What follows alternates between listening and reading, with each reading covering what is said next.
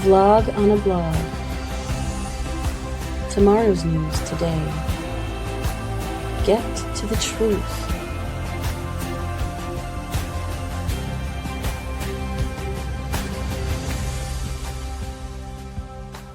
Listen, learn, live. Visit us at yadayah.com. Hey, it's Noah to Noah. I don't know if you're going to pick up on the subtlety of that, but it is an ancient Noah to a modern Noah. Only in name. Only in name. You have the real deal. I'm just the name.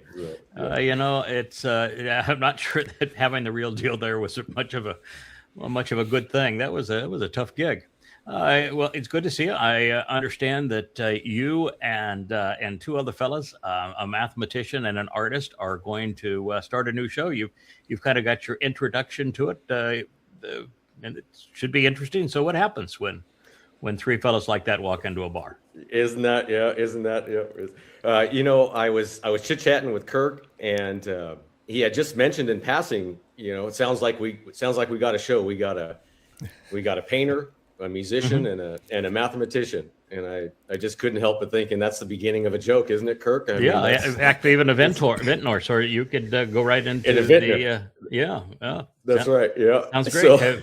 So you guys been talking about how you're going to proceed, because I understand it's going to be a fairly technical show. You're going to take a approach towards understanding the lexicon and the grammar of Hebrew and try to get into some of the nuts and bolts of it, because it's the details that ultimately tell the story. Yeah, for sure. I think we're going to lean heavily on some of the work that Perry's been doing, which has been marvelous. He had done some great work originally on Rumble. I don't know how many Covenant members were able to see that, or hear it, really listen to it. But it was taking the phonetic sound of pictograph Hebrew and presenting it in musical form. And I think we're going to rely heavily on that and work around that. I know his idea for the first show, we're going to kind of get into some of the basics, especially with the 5 conditions, and start there, which is a great starting place. I think it's really the essential. He wants the Hebrew language to make sense and to be rules based, as opposed to like every other language today, where there are more exceptions than there are consistencies. So since there are 5 vowel sounds that we can form, and there are 5 vowels in Hebrew, he simply wants each of the 5 vowels to have a consistent sound.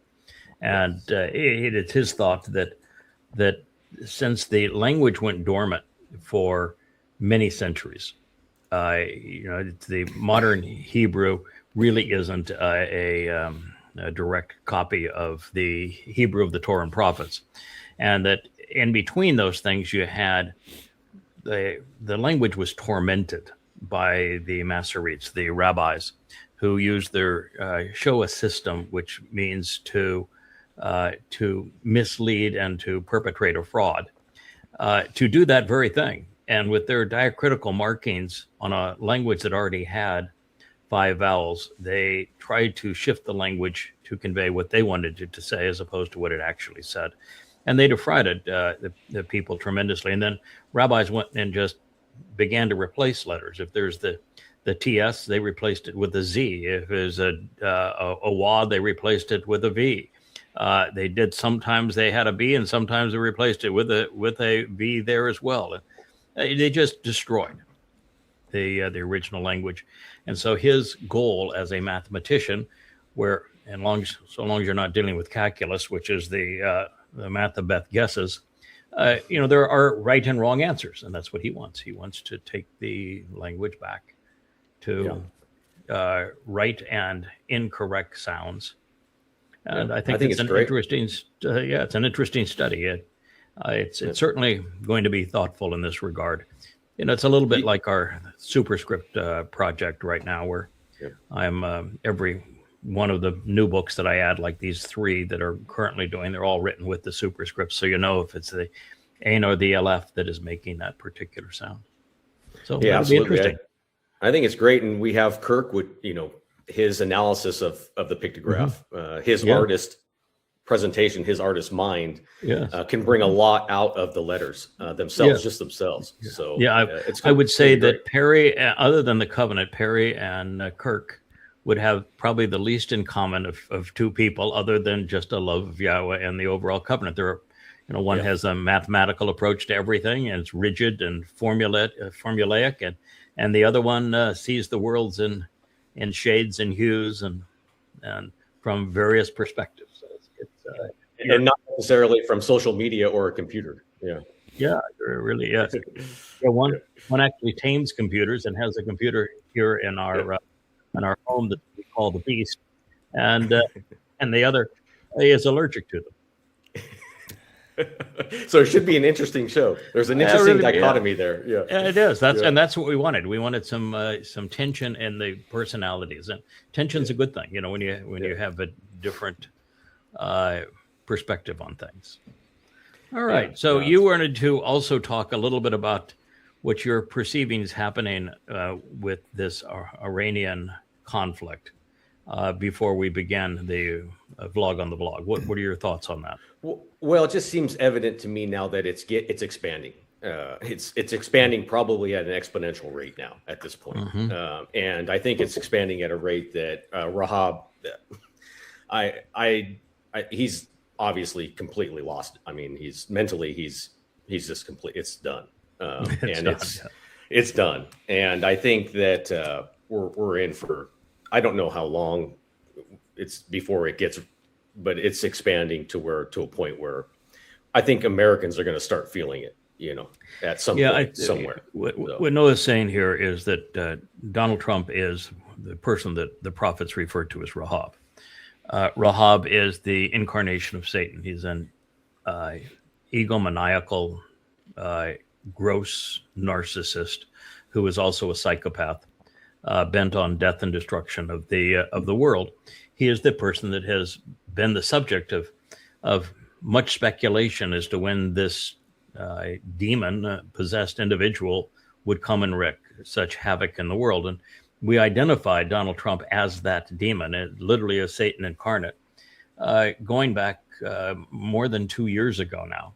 And so we've used all manner of prophetic testimony to prove it. And then, of course, in every way since then, he has demonstrated that the conclusion is accurate. And in fact, it's so obvious that it's really amazing that there are any supporters of Donald Trump left. And of course, the only ones who are supporters are Twistians. They're Christian MAGA, and that's it. And so they're already prone to believe make-believe messiahs and make-believe gods. So it's naturally prone to believe that, well, Trump could be their make-believe messiah and God. And it's just going to get worse. Yeah. Now, as it relates to... Go ahead. Oh, I just say we have two straits now that are completely kaput. I mean, the Strait of Hormuz, and then so it's just if we don't see the effects at the oil pump soon, it would be surprising to me. I mean, I know we already have been, but it's got to get worse. I mean, it's just Bab Madab is the strait in the Red Sea, and it has become problematic on two sides. One is that the Somalian Muslims are back hijacking ships.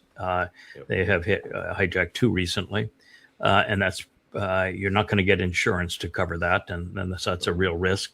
And of course, then the Saudis, MBS is really flailing. He is right now a very dangerous man because he's gone from having cultivated a world around him buying Trump. I mean, he purchased Trump, bribed him, purchased him, owned him, and now this whole thing is blown him out of the water where all he can do is hide.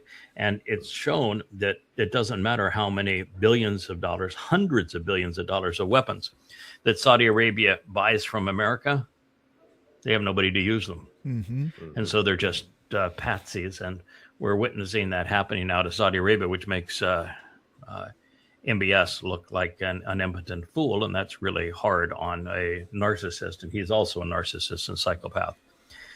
So that's a really scary situation. And then you've got the fact that you are right. The whole thing has expanded.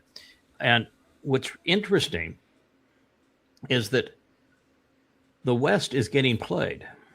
When Iran, Qatar, Sinwar, and others associated with Hamas decided that they would perpetrate Alaska flood, which is the official title for what happened on 10/7 in Israel, with the Muslims in tennis shoes running out of Gaza and bludgeoning 1,200 Jews to death and taking some 250 captive, raping many. It was a typical Muslim attack, very similar to what they did with Muhammad 1,400 years earlier with Kabar. That's why they shout Yahud Kabar.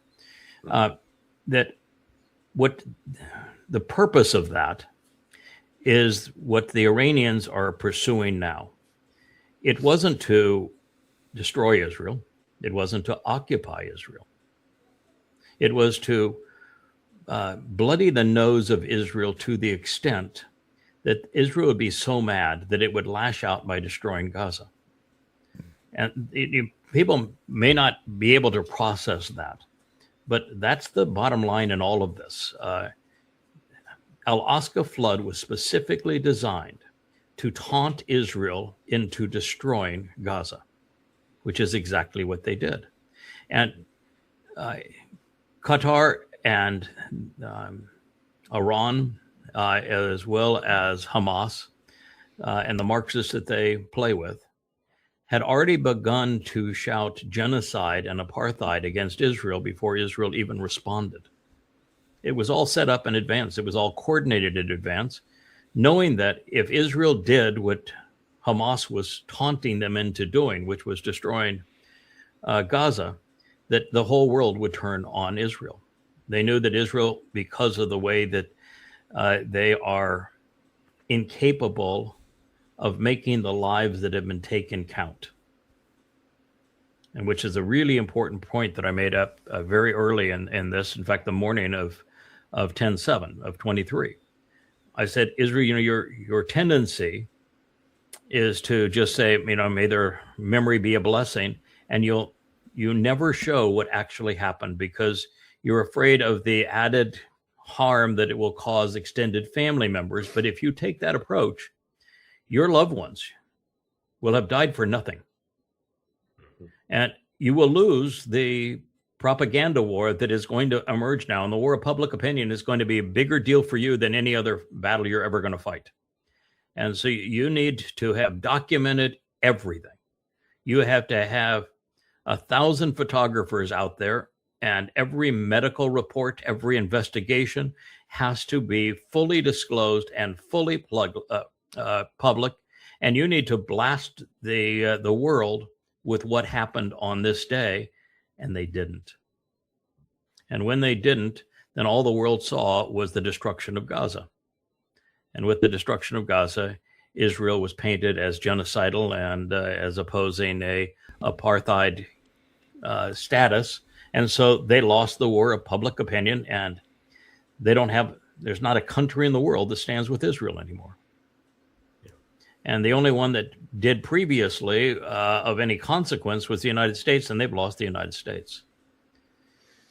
So Israel was literally played into doing what it did in Gaza. That was the entire intent.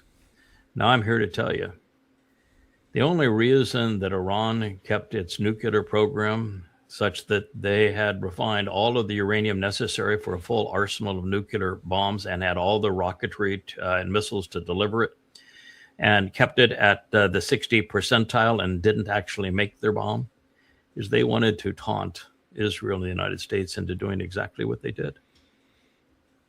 They taunted them into it. They played a game. They were taunting America to do this. And you might say, why would they do this? Because by America having done this, it puts Iran in a very unique position. It makes them the hegemon of the Middle East. Mm. It destroys their rivals, which would be the dictators of the states with flags of Saudi Arabia, Bahrain, UAE, Qatar, and Kuwait. It cuts them down to shreds, and those were America's petrodollar allies. It destroys them.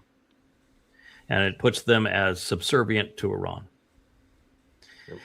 And it created a scenario where Iran went from one of the most hated countries in the world to now 80% of the world's rooting for Iran in this war. Yeah. And so when they had two agreements that Trump agreed to, both of them, both of which were tantamount to surrender for the United States, one of which Trump signed at Versailles.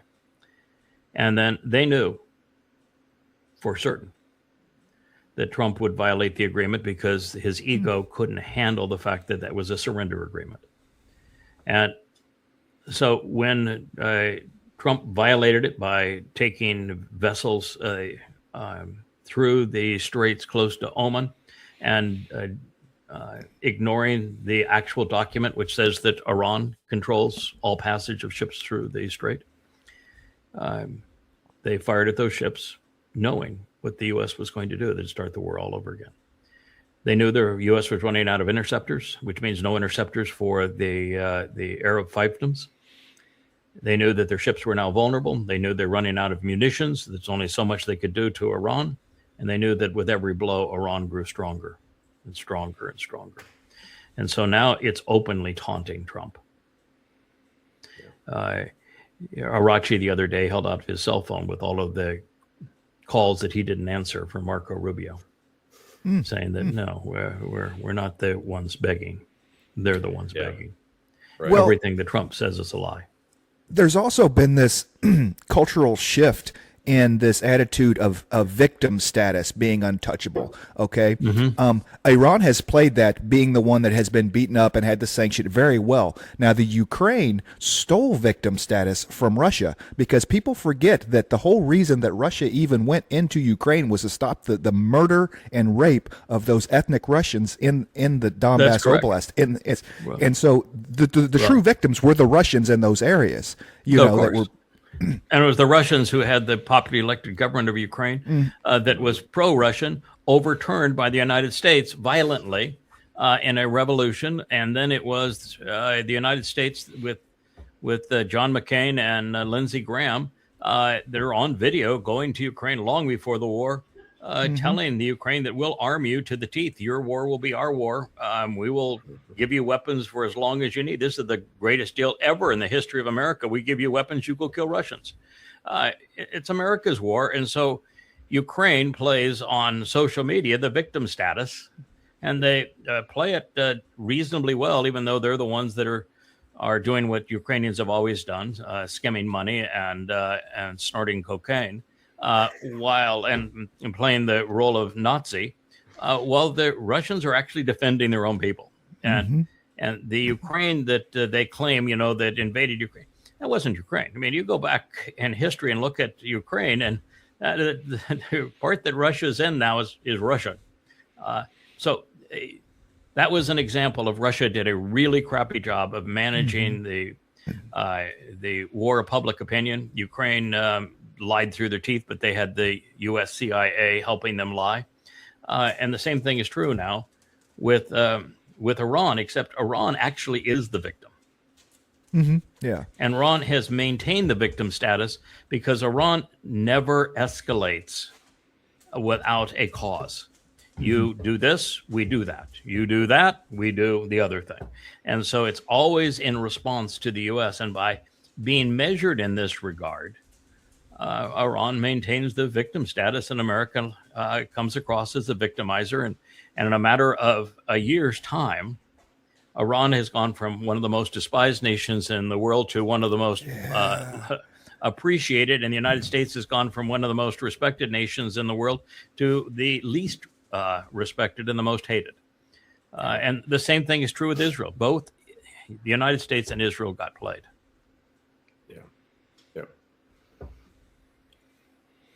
All right, sir, let's go to the vlog on the vlog, shall we? This is the my X account. This is what Grok thought it was appropriate to send me on X. And so the purpose of this show is for me to chastise Grok, chastise X, and chastise all of the rubbish that's being sent. You're going to have that down a little bit because you're not able to see enough of it to make it work for us. There you go. Well, I guess the top of the post is cut off. That guy in the easy chair that's smoking his cigar is management. There you go. Okay, yeah, and there you go. And the poor employee, he's making all the bucks for the manager, and he's getting nothing himself. Isn't that's such a shame? Sarah is a socialist. She's Marxist. And Marxists are really clueless as it relates to business, which is why there's, never been a successful socialist government, ever. Not one, ever. All they do is destroy wealth and cause everybody to live in shared poverty. And they turn what had been employees that were free to work wherever they wanted to work into slaves of the state. And so the accurate depiction is, having been an entrepreneur and having spent much of my life around entrepreneurs, I can tell you without exception, the entrepreneur is the hardest working person in his company. I worked 100 hours a week, 100 hours a day. No, 100 hours a week, It's from 14 to 16 hours a day, 7 days a week, 100 hours a week. And I did so in all my businesses. And initially you make about $1 an hour. Yeah. And then once you go, past the making $1 an hour, because all you're doing is putting sweat equity into your business, then you go to funding everybody else. So you're paying that employee out of your own pocket. Yep. Mm-hmm. Yep. He's not just paying ask you. any business. Yep. Just ask any small business owner. Yep. Right. You've built a winery. You know exactly how this works. I've built many businesses, and I can tell you that I outworked every one of my employees in every business without exception. I set the example of being the first in, the last out, and I was the guy when times were tough that made payroll out of his own pocket. Yep. So the depiction is the antithesis of what this little turd is presenting. And if she got her way, there would be no profit, there would be no industry, there would be no productivity, and that employee wouldn't be a free will employee. He would turn into a slave of the state. It's not only the utter stupidity of not understanding economics and how business is run and having no personal experience and just being able to say, true, how sad. These people are a danger to themselves and to the world because they're influencing a generation that is really too stupid to have any appreciation of what happened the last time we played this game. Hitler was a socialist.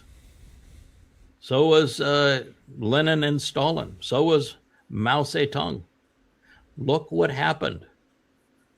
250 million people died. Most of them starved to death. Yeah. And there is no successful communist country from an economic point of view.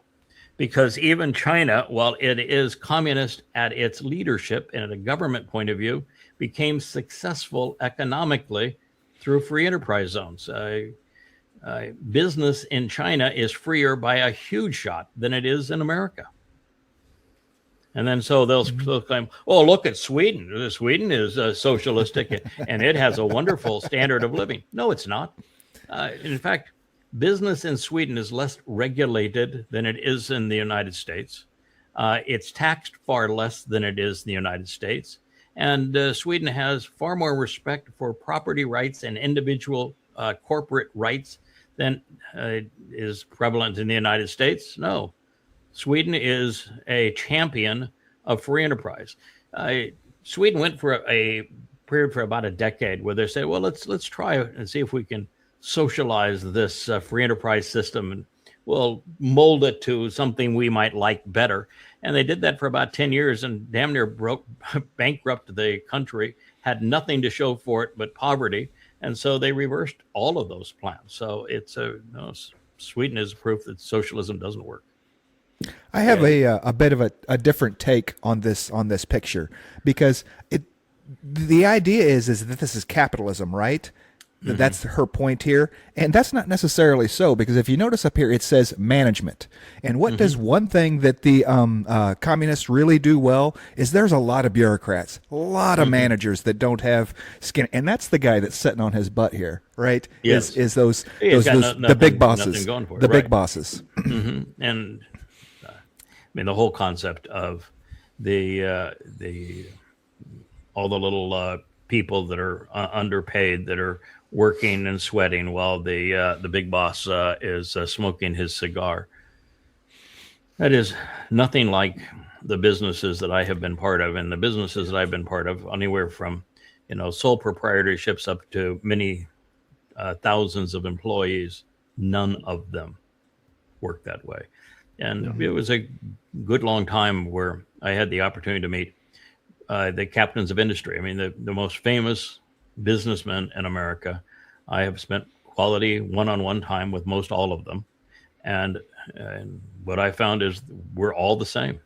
We all outwork anyone who works with us. And we would always view those who are employees as working with us, not for us.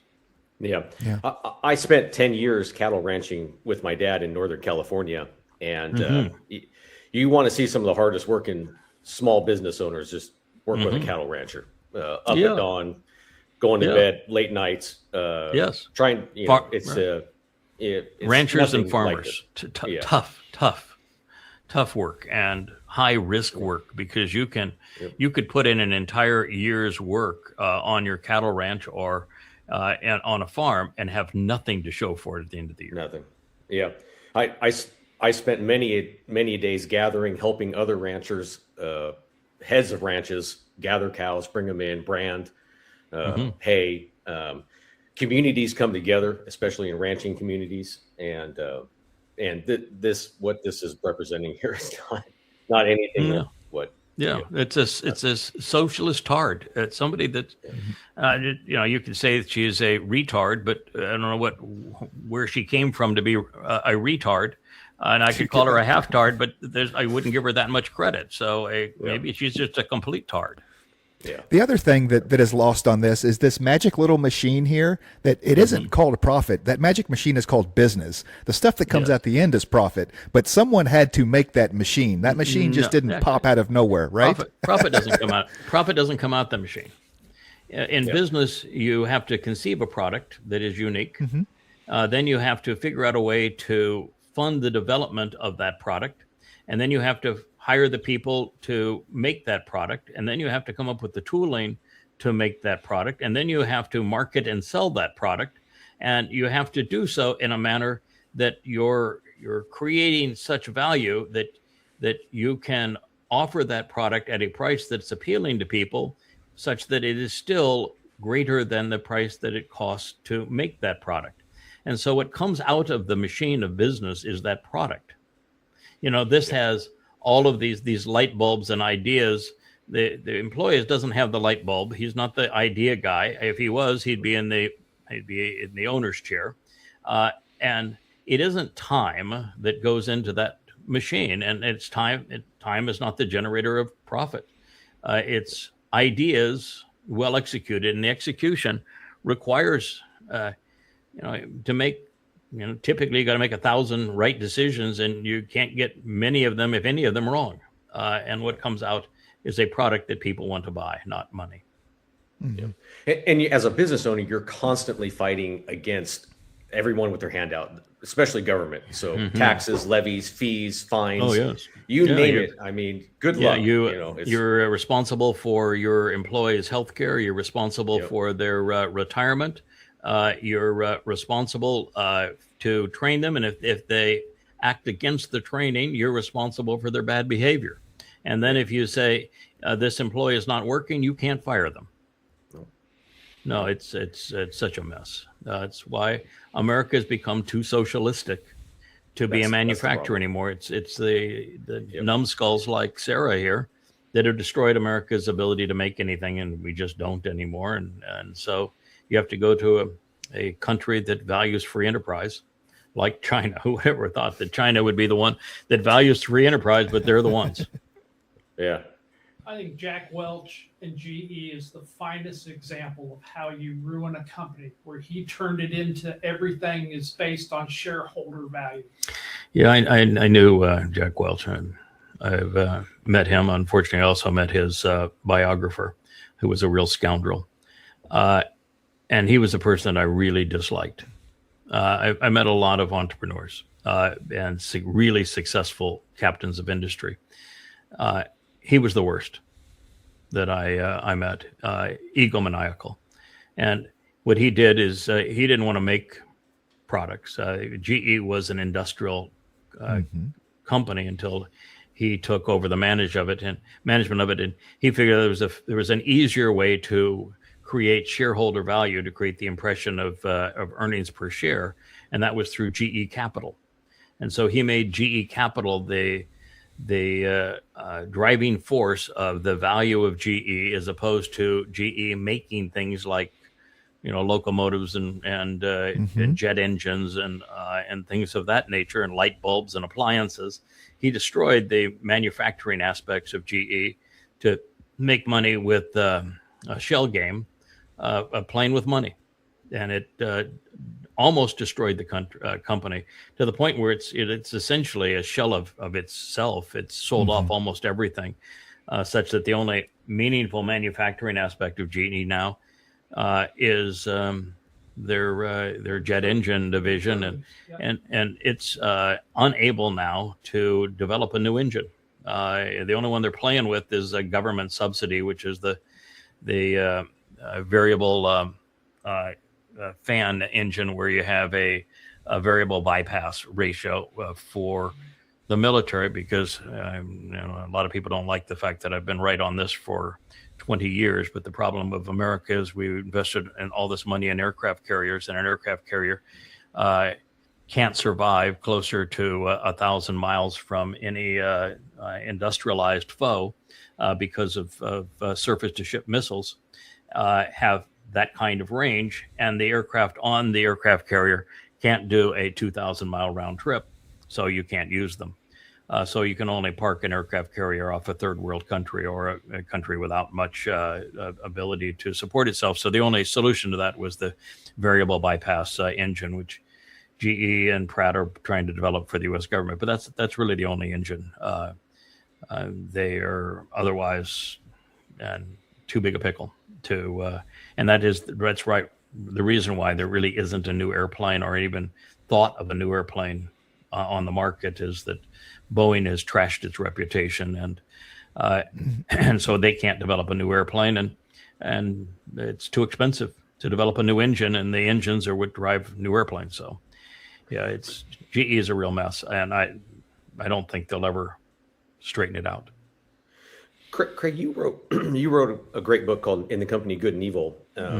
Do you think there comes a point in a business's lifespan where shareholders end up just kicking the idea, the guy that figured the business out, he just ends up getting kicked out in favor of money? Yeah. I've taken several companies public, and it is running a public company is nothing like being an entrepreneur and driving your business, because as an entrepreneur, you know the health of your business, you know the finances of your business. You don't even need to see a pro forma. You just know it. It's part of your very being. You're so in touch with it. And when you take a company public, you are playing in the GAAP rules, generally accepted accounting practices of make-believe, where inventory and things of this nature are burdened. And under that basis, it creates the illusion of profitability where there is none. And you can run into a position where you don't even know your company's dead, and it is dead. Right. And the problem, I think, too, with public companies is this quarterly report card, which is really a bad idea, as opposed to your annual tax filing, and then the generally accepted accounting practices, which destroy any real awareness of what the health of the business is. And being able to amortize things, like, to create the notion that Starlink for SpaceX is profitable because they can amortize those satellites over 20 years when they have a 4-year life. So it creates the impression of something that's viable when it's really not viable. But the other issue is that to have a public company, you have to have a board of directors. And that board of directors can choose to hire and fire a CEO. And just because you are the leading shareholder, the board of directors can overrule what you want to do. And they know less than 1/100th of 1% of what you know about the business. And so the people that have been put there for the protection of the shareholder are actually the ones that are the most damaging to the business. And so shareholder revolt is quite common, and it is exceedingly disruptive. Now, that book that I wrote was really an important milestone in my life. It was called In the Company of Good and Evil. You can see it. You can read the whole thing free at Yahowah.com. It's the last book on the list at Yahowah.com. And I wrote it with my best friend at the time, one of my two best friends at the time. He has since passed away. He was either the second or third employee of this company, and he was the one after I found myself having resigned the company because I had a board that believed people that I had hired that turned out to be really dishonest, and they just flat out lied to the board, and the board chose to believe the lie at a time where I was in a position to revolutionize e-commerce. And I had a plan, and not only did I have a plan, I had the largest companies in America having agreed to that plan, including Citibank, where the reward system for your credit card would be in this e-commerce store that I was creating and had created, and that every affinity, every charity that you like, your university, whatever it is that you identify with, would have a custom store specifically for you that makes contributions to what you care about. And so you have to do no advertising, and it creates environments where people can congregate in an inventoryless model. And I had won the contract with this idea. I was the only person with the idea and capable of doing it, but I actually met with the senior brass of Citibank and had opened this Citibank store that was literally integrated into the credit card, the largest credit card processor in the world. And so I took this to the board and said, we ought to stop advertising and do this model. So it's Affinity we had created. We happened to be Joe as my lead technologist, and we created a way to custom create stores such that you were looking, if you were using a Citibank card, you went into the store as a Citibank member, and you had privileges because of that. It was revolutionary. We had the FedEx store, so that if you wanted to buy office supplies, they were delivered by FedEx in the FedEx store.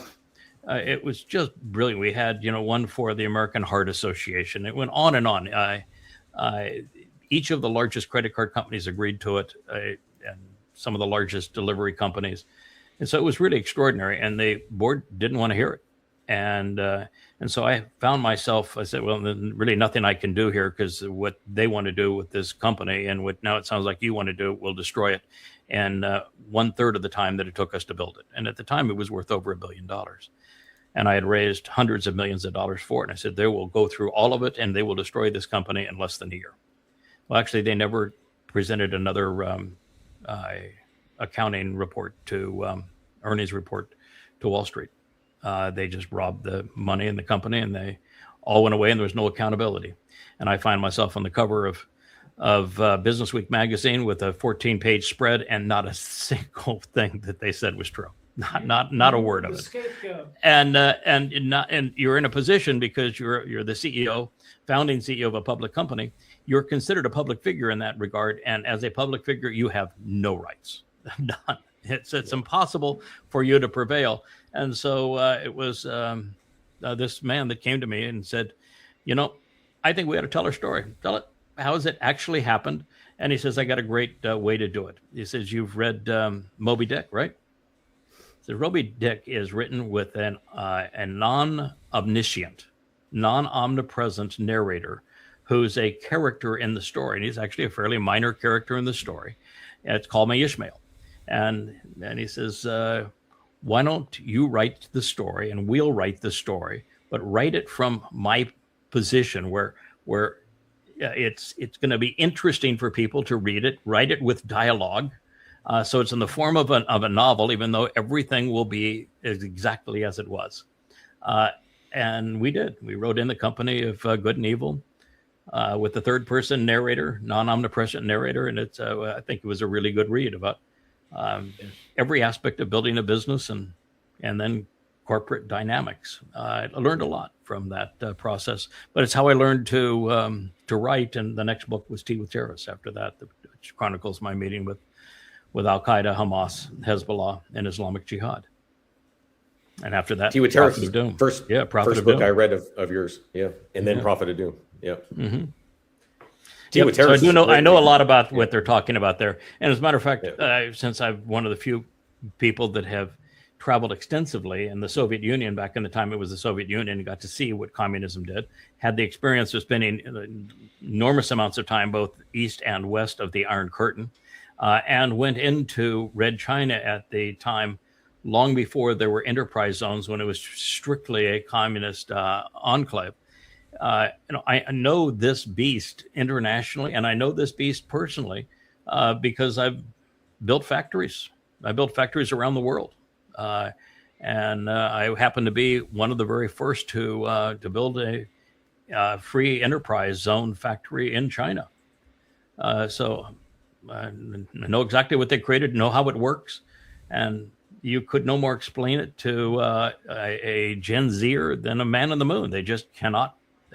They do not have enough substance, enough overall knowledge to be able to explain how things really work. Yeah, we know from Towrah that when two men get together, it's always bad. You know, one guy has the potential to be good or bad, and so you get a board of directors, it's always going to go bad. I don't think he said, "Hey, Noach, why don't you find you 6 or 7 guys, form a board and build a boat for me? Hey, Moshe, I want you to go out and find 6 or 7 guys to work together and pull the children of Israel out of Mitzrayim." Doesn't work that way, does it? No, you know, when I built my first business, which was a sales and marketing company, I made my living designing products, packaging those products, creating the distribution channel for those products, and then finding manufacturers to make those products, and then representing companies that made products and helping them design better products and selling them to retail chains. And I was pretty darn good at it. And I went and built a really nice business. And at that time, there were at least 80% of those that I had hired who you could turn your back, give them the keys to the cash register, and they wouldn't steal it even if they thought they could get away with it. The second business that I built was a lighting manufacturer, retail residential lighting manufacturer. And in that business, it was about 50-50. About 50% of the employees, if you turned your back, they would rob you blind. And they could not be trusted. And the third business that I created was the e-commerce company.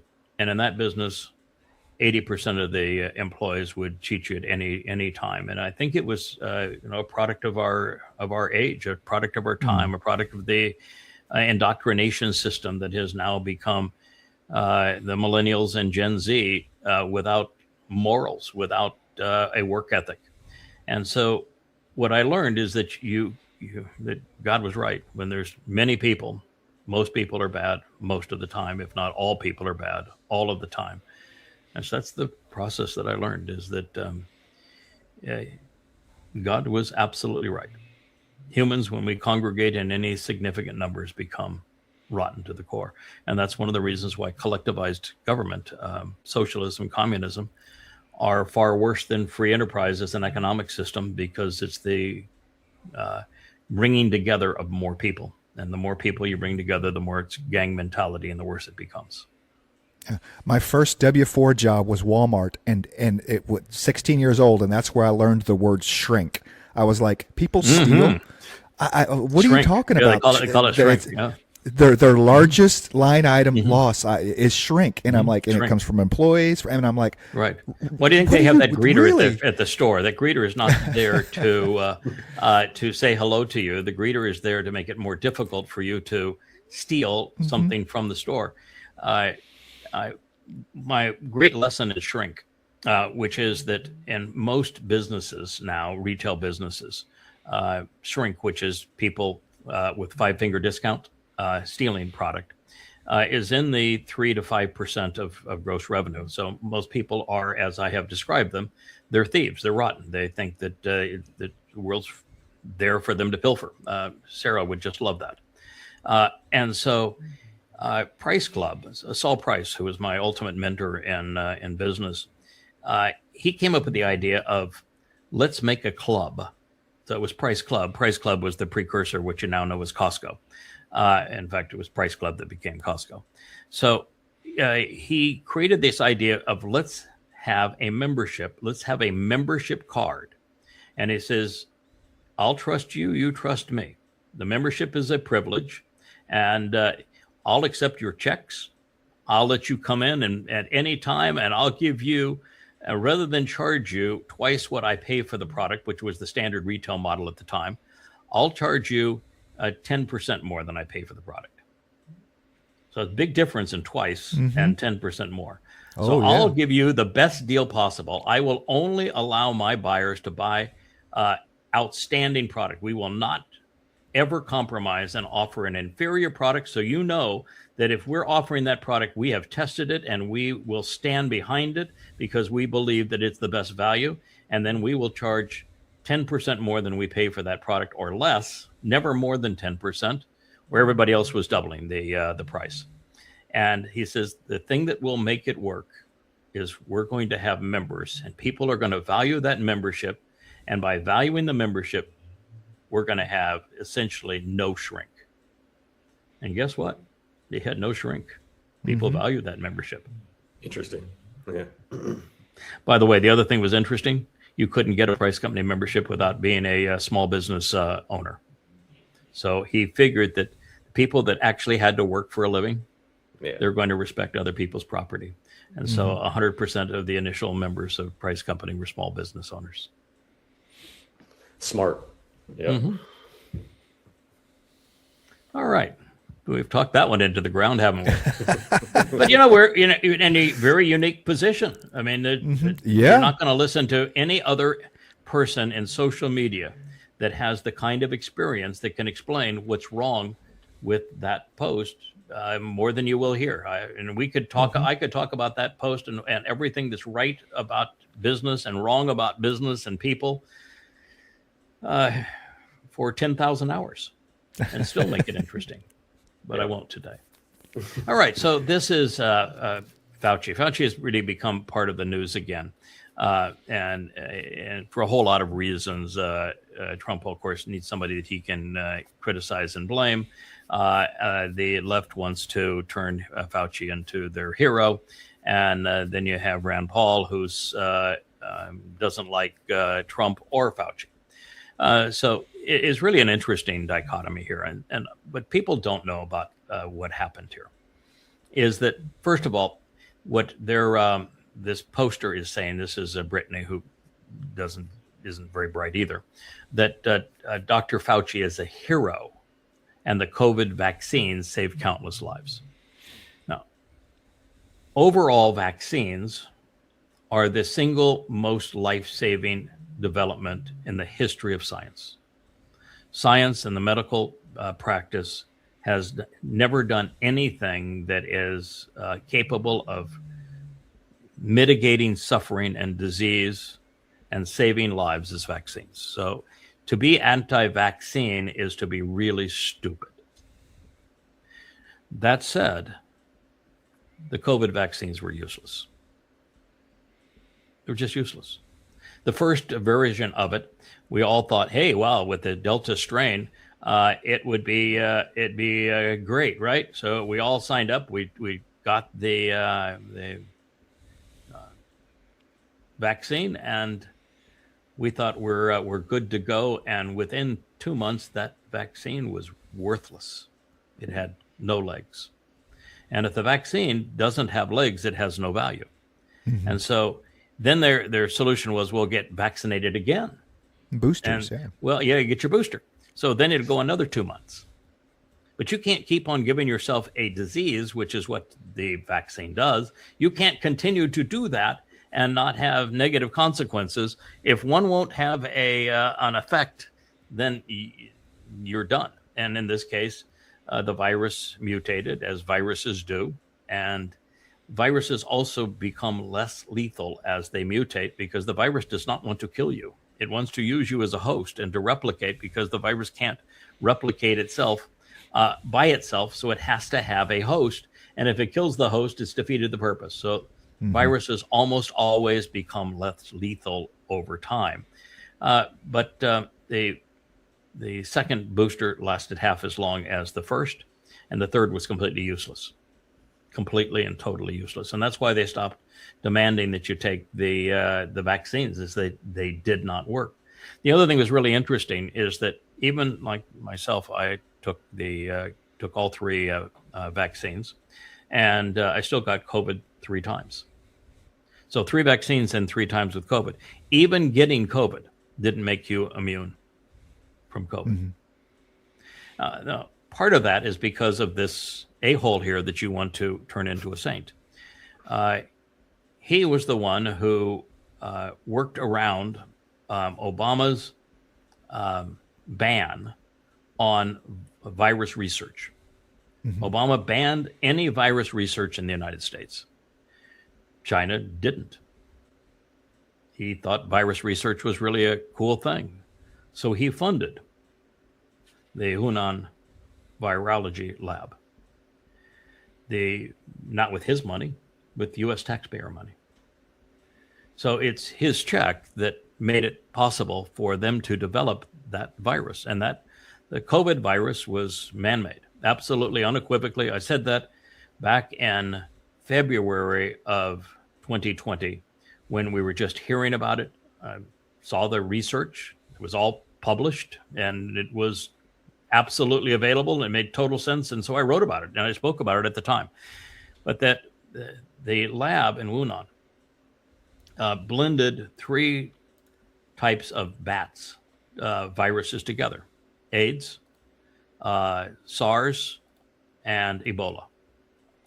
And they blended those 3 viruses together to get a combination of virus, but that wasn't the most sinister thing they did. Their primary research, the published research, was on gain of function, where they increased the ability of that virus to attach to human cells, so that the infection rate, the RO, would go up dramatically, and so it was much harder to throw off the virus. And that is what he funded. And they didn't deliberately create that accident, but there was an accident in the lab. The bats got out that had been cross-contaminated and that had this advanced triggering mechanism. And they infected members that worked in that lab, and they left their lab and they infected the community. And China knew about it back in September, which is why China had a vaccine for it within 6 months of the time that it came out, because they not only knew that it had begun to spread 6 months before the rest of us, but they knew the exact strains of viruses that had been concocted to create it, which is why they had a vaccine before anybody else. And China deliberately let that thing then spread around the world. That was their intent. Once the accident happened, it was, this could be the greatest thing that ever happens to China, and it fundamentally changed the economics of the world. And the West did lockdowns. And those lockdowns, that was his idea of prevent people from having liberty and from livelihoods. And we destroyed the U.S. economy. We destroyed human character. And we destroyed any confidence any intelligent person, excuse me, but Brittany, you're not intelligent, would have on science, because the scientific community became political as opposed to sticking by the evidence itself. And so, and then he did the dumbest of all dumb things. rather than following the Torah's instructions, which is if you have a person that's infected with a viral disease, you take them outside of the camp. You scrub down everything that they've been around in your encampment, and you leave them outside of the encampment with care. But you have to use lies and other kinds of things to wash everything that's around them. You have to wear a mask, and they have to wear a mask so that you don't spread it. Something that got prescribed in his Torah, and then you don't let them back into the community until they've been completely healthy for 2 weeks after the last outbreak. And rather than do that, this idiot had the people that were sick brought into hospitals where people were really sick. And so 90+% of the deaths attributed to COVID were comorbidities, where they had 3 to 5 other life-risking ailments, and that COVID was just one of them. And they would have died from any one of them. And it was all attributed to COVID to create fear porn, to make assholes like this more powerful. So, no, this is not a good man. This is a very evil man. But vaccines typically are very good. It's just that in COVID, they weren't. I remember during the height of COVID, looking at the news every day in the newspaper, there'd be a new number. It's like the headline was a number of deaths, and it was all just it was just poppycock. It was poppycock. Fear.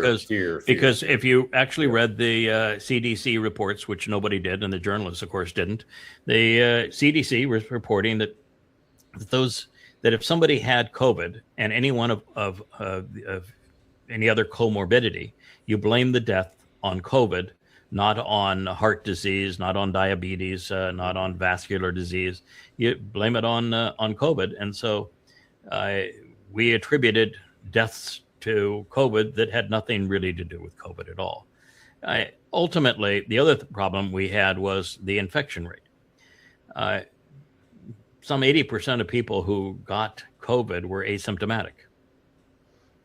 Or their symptoms were such that they didn't bother to be tested, because once you're tested, there's all sorts of things that were horrible that happened to you.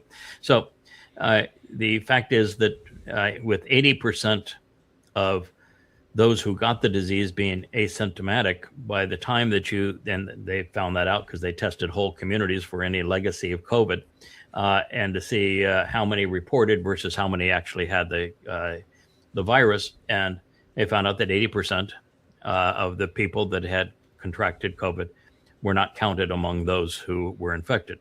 And so when you recognize that, and then you remove the comorbidity claims, and COVID was actually a fairly normal flu in terms of 1 death per 1,000, typically of older people and very young people.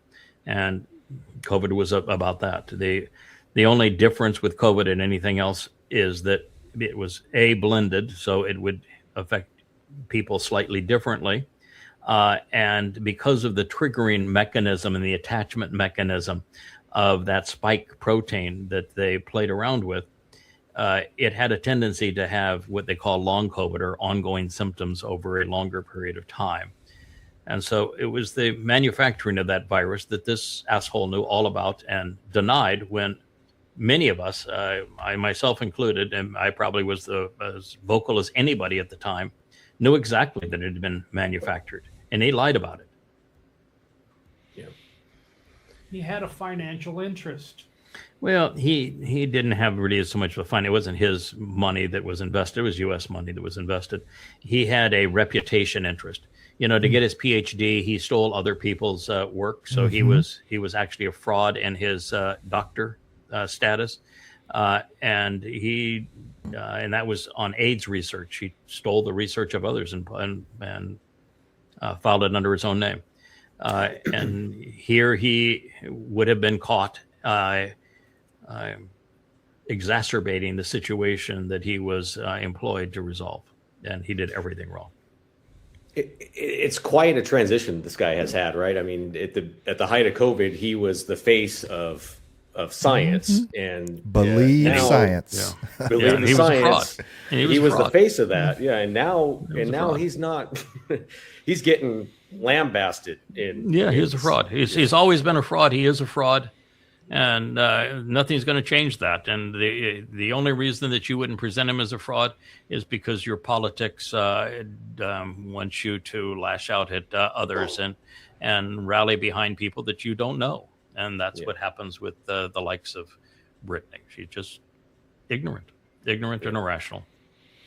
Yeah, and you had mentioned the numbers too. The interesting thing with COVID was they certainly didn't make a test that anybody really wanted to do, did they? I mean, they shoved a swab way up into your nose, and you're just supposed to want to go do that. And it didn't. It just seemed really. Why would you want to go do that? Because if you're going to be around other people that are sick, you're going to wait in a line with other people that are sick and touch things around other people that are sick and be around people that have been nothing but touching people who are nothing but sick. No,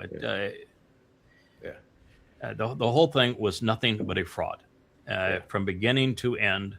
And I did the research that I published, which showed that the states and the countries that were the least restrictive fared the best, and those that were the most restrictive fared the worst. Yeah, I remember we were here in Oregon. We were allowed to operate, except we couldn't allow anybody in to the tasting room. So we had to keep the door closed, and we could try to sell some wine, on a table just outside the front door. And it just, it just seems like the things that they tried to introduce and do were just backwards, and just it didn't help at all. Nothing. No, it's just stupid, just unbelievably stupid. All right, so that's the truth on Mr. Fauci. Oh, God, one scum to another. X is a den of iniquity. All right, so here is that Netanyahu is saying, no, we are a democracy, so that makes us good, and we're going after the bad guys. We're going after the barbarians.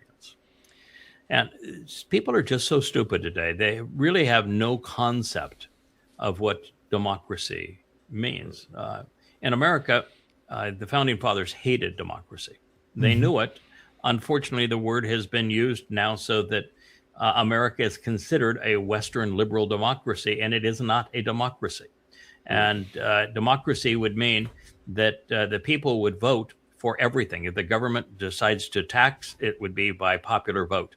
If the government decides to spend, it would be by popular vote. If the government decides to go to war, because the people chose to go to war and they voted for it. There's actually never been a democracy, not in the history of the world. There's never been one. There have been two oligarchies, and those oligarchies were vicious. One was Greece, and it wasn't Greece. It was just the city-state of Athens. About 150 years, the city-state of Athens was an oligarchy. It's interesting, of course, during the oligarchy, they still had a king. And Athens was a brutal place. The Greeks were conquerors. That was a warish city-state. So you had Athens for a period of time, and Athens ultimately destroyed their oligarchy because they sought to impose it on the islands between mainland, the peninsula of Greece, and Asia Minor, where the Persians were. And so they compelled these other island communities to accept their oligarchic status so that they would be part of a league that would serve as the warning bell when the Persians were coming. So they compelled their system of free will, of choice. So that was a fraud. The longest lived oligarchy, the only other one in history, were the Spartans. And the Spartans were the barbarians. There's no culture probably in the history of the planet that was as savage as the barbarians. That's saying a lot, because the Romans were really savage. The Aztecs, the Incas, the Mayans, they were unbelievably savage. The Polynesians, unbelievably savage. So people were savage. The Assyrians, stunningly savage. So the Spartans, I think, were the single most savage country and city-state and country that had any longevity. If you were a Spartan woman, you had only one right, and that's to get pregnant and to have children that could be turned into either weapons manufacturing facilities that you would make the next weapon. If it's a boy, and if it's a girl, you're making the next weapon factory. And if you were a boy, you were treated like shit. They abused you. They did everything they could to make certain that only the toughest survived. And the only way you could survive as a child in Sparta is to be tough as nails. And then, because the Spartans only knew one thing, which was war, they couldn't feed themselves. They couldn't farm. They couldn't raise herds. They didn't know how to do any of that. So they enslaved all of their neighbors to be full-time slaves to feed this menacing machine. And that's Sparta. So that's the longest-lived oligarchy. And there are no democracies. So to say democracy is to say, I am really stupid. I've got no idea what the term actually means, and I'm calling something that is horrible good. And the reason that two oligarchies prevailed for a period of time, even though they were ruthless, is that the people who have skin in the game, who are making things, who are making a contribution to the society, are in a position where they should have the right to decide how that money is spent. If they decide that they want to grant some kind of an educational program, they think that's what's best for the country, they will do it. If they think there's a medical program that'd be best for the country, they'll impose it. If they think that they ought to go to war with so-and-so because so-and-so is being threatening, they will do it. But it's the people that are the best informed and that have the most to lose and that are making the biggest contribution that get to make that decision. Now, the moment you go to what we call a democracy today and you allow everybody to vote, even if they're voting to redistribute money because they aren't productive and they want to take money from those who are productive, what happens is the majority become unproductive and they continue to rob those who are productive until those who produce stop producing. Mm-hmm. And that's the problem with a democracy. It has a 0% chance of surviving. And America's experiment isn't going to work. America, even as a representative government, was on the model of an oligarchy. You couldn't vote unless you were a landowner. Mm-hmm. And when we decided it doesn't matter, everybody one vote, you have just people who are really, really stupid. I mean, 99% of people who vote in America do not understand economics. They have no understanding of history. They have no understanding of business. They have no understanding of the nature of taxation. They don't understand the medical practice. They understand education. They're not well educated. They're not in a position to make an intelligent decision. They're counterproductive. They're not beneficial. Yeah. And they don't really identify the person they're voting on based on what the person, they're just voting based on their party. I mean, mommy and daddy were Democrats or Republicans, and so they're going to be Democrats and Republicans. I just read a survey that 83% of Christians are Christians because their mother or father was a Christian. And if their mother or father wasn't a Christian, there's less than a 20% likelihood that they would be a Christian. So the same thing is true with politics. If you were born in a liberal family, your chances are you're going to be liberal. And if you were born in a conservative family, chances are you're going to be conservative. For a while, there was a distinct choice between Democrats being more socialistic, more liberal, and Republicans being more conservative, more free enterprise.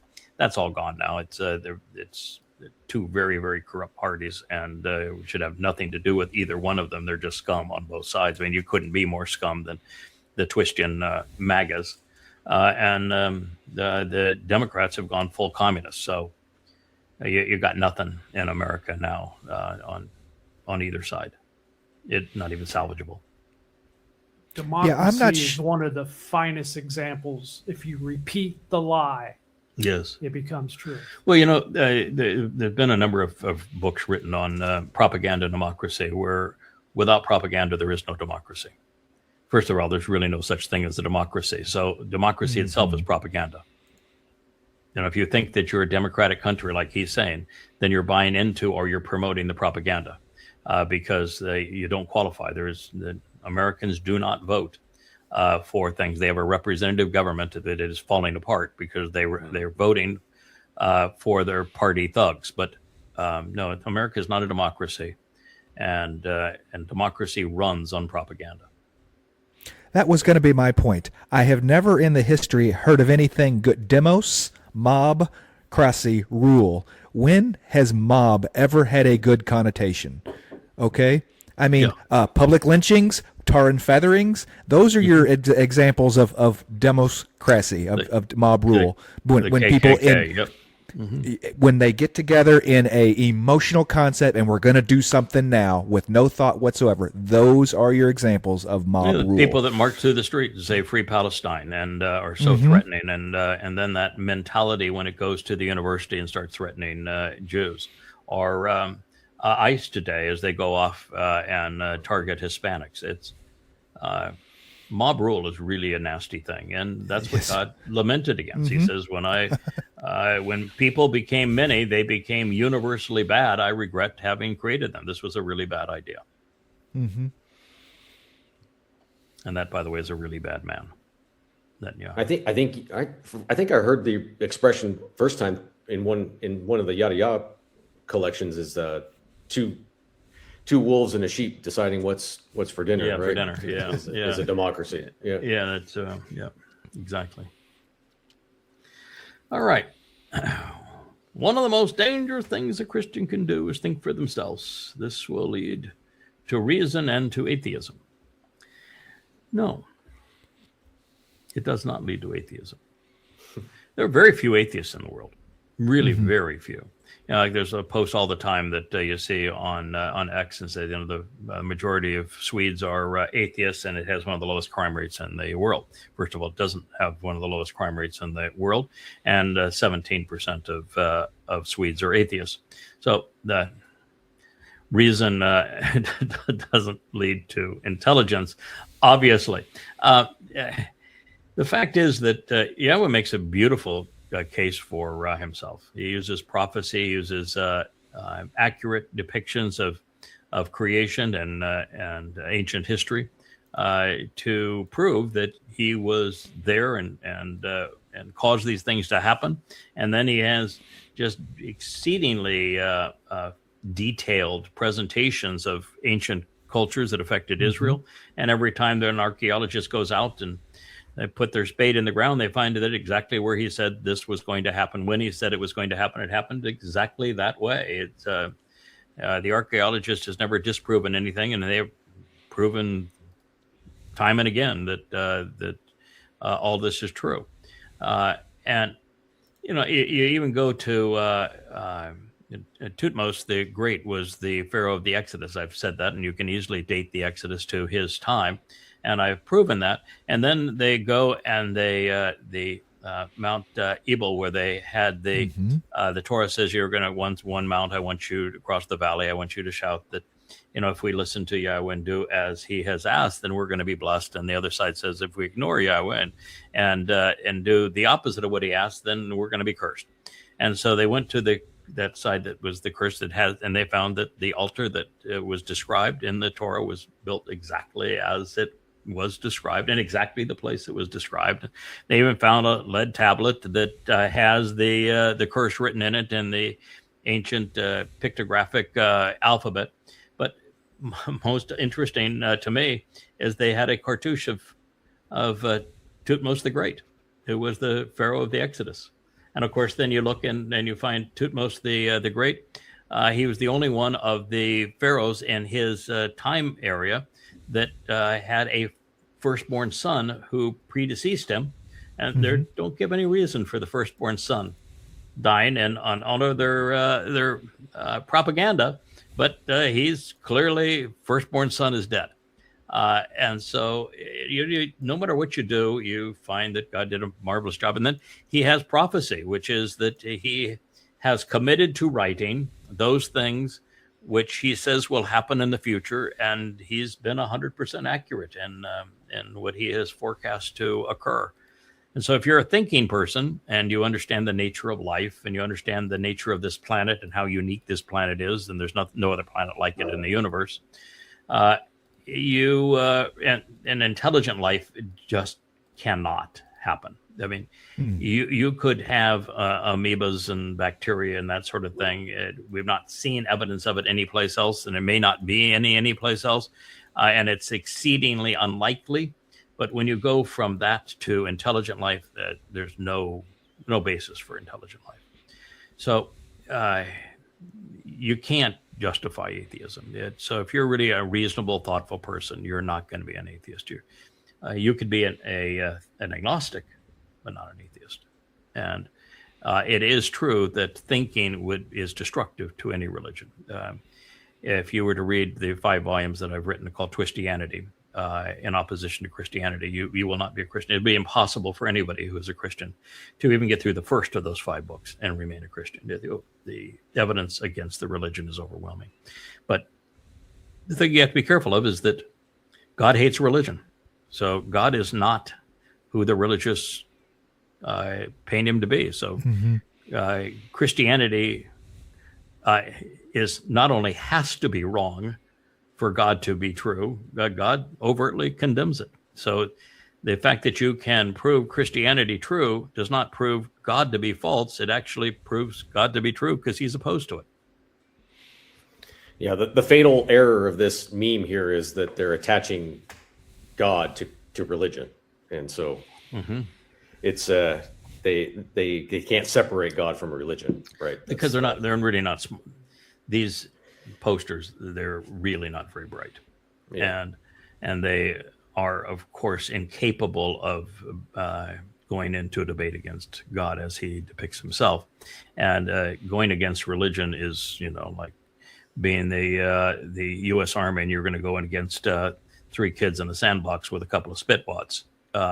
So, big deal. Yeah. Big whoop. Exactly. And by the way, what's the point? Because no religious person is going to listen to evidence and reason against the religion. The only reason that we expose and condemn religion is for those who have not subscribed to it, but are in a society influenced by it, because you have to get rid of the religious lies for the truth to resonate. Yeah.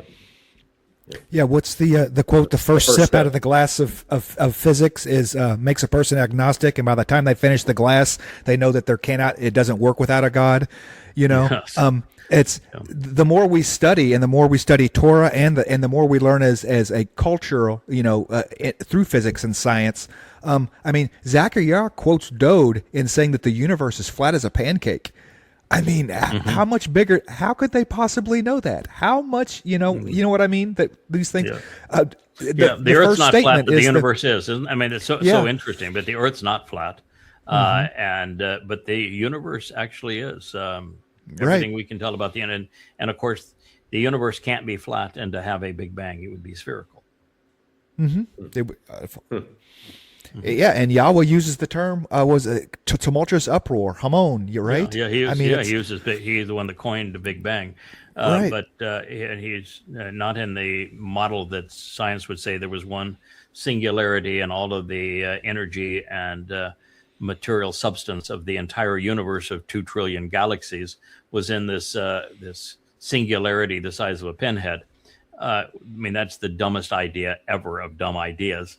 And God doesn't do that. He just says that the universe was created with a Big Bang and that light energy expanded and overall coalesced into matter. His description is right in time and in the process. And of course, scientists went until the 1950s. 99% of scientists said the universe is steady state. It was not created. And then back in the 1950s with the Hubble constant and other discoveries, 99% of scientists went the opposite direction and say, oh, yeah, the universe did have a beginning. It was created. We just don't want to admit who created it or how it was created. And our theory for how it was created is really stupid. And by the way, now James Webb and the telescope is showing that, yeah, it doesn't work at all. You need to go back to the drawing board because that was a really dumb idea. So, it's really interesting. The universe is actually expands the same distance from you, no matter where you might be, and that's not possible if it really is as they describe it. And they found out that the age of it is different than what they have postulated, and just essentially everything.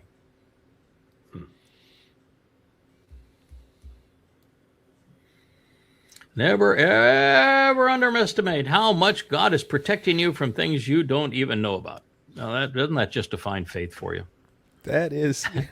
Don't you ever underestimate all the stuff that you don't know that would cause you to light your hair on fire and say, this is the dumbest idea ever. And, of course, the victory in Christ puts 100% after it.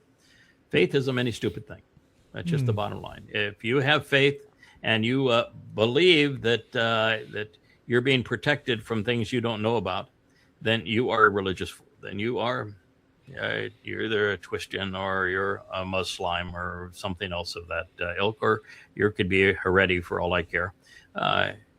You're just a fool. You have no idea who God is. You're besmirching who God is. God has no knowledge of who you are, doesn't give two rats patooties about you, isn't protecting you, isn't going to save you, does not know you, doesn't even like you. And if you're religious, God hates you. So, put that in your pipe and smoke it. The fatal error just continues to be to attach God to religion. They cannot separate. Right. Oh, I know. And victory in Christ, they made their God a man. Yeah. A big whoop. Boy, I got a really big God, man. He's just like me. He's a man. And my God, he is kind of a wimp because he was killed by men. And he's a liar too, because he got all pissed off that his own people killed him. And he blamed Jews for crucifying him, and Jews have never crucified anyone, so he's a liar. I mean, you got a really, really pathetic God there, victory in Christ. There is no prophecy regarding a Christ. There was no Jesus until the 17th century. There were no contemporary eyewitnesses, not a one. There's not even independent eyewitness of anything that you claim. And you're saying that God was among us and not a single person wrote about him. Not one. I mean, you've got nothing. I mean, it's just the most stupid, moronic thievery ever. Because everything you claim is actually, well, not everything, because a lot of the stuff you claim is pagan and based on Dionysus, but all the important stuff actually belongs and credited to another person that you've just robbed, and he happens to be God's firstborn, and so there's nothing but piss God off. There is no religion that God hates more than Christianity because of what it's done to him and to his beloved son. There's no shortage of Christian propaganda on the social media sites. I'll tell you that. No, it's God continuous stuff like this. That's just and my ex. I have not set myself up to follow anybody. Your ex, you can follow and you can choose people to follow you. There's not a person, not a poster that it promotes religion that I have ever signed up to follow.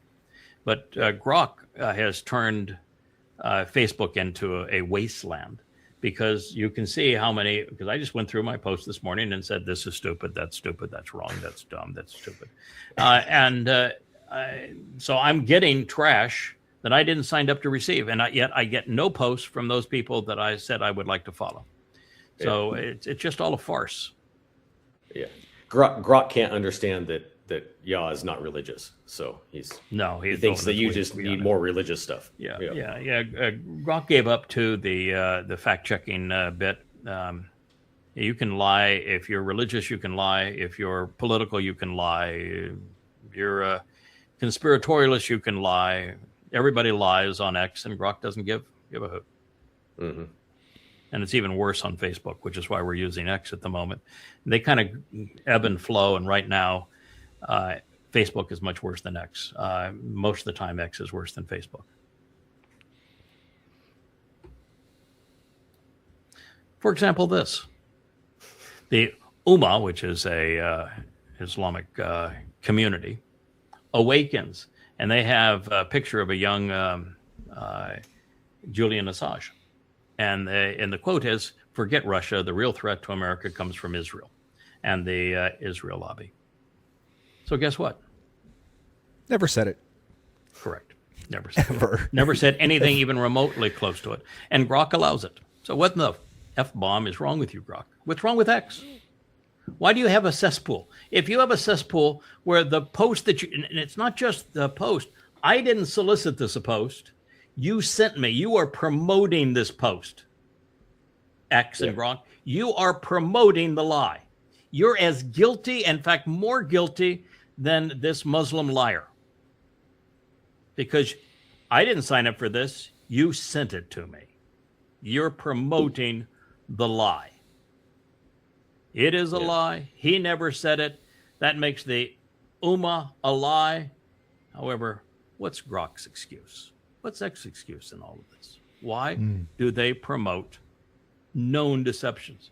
It takes less than 15 seconds to verify this is untrue. Yeah. Just copy paste it into any search engine, and it'll come back.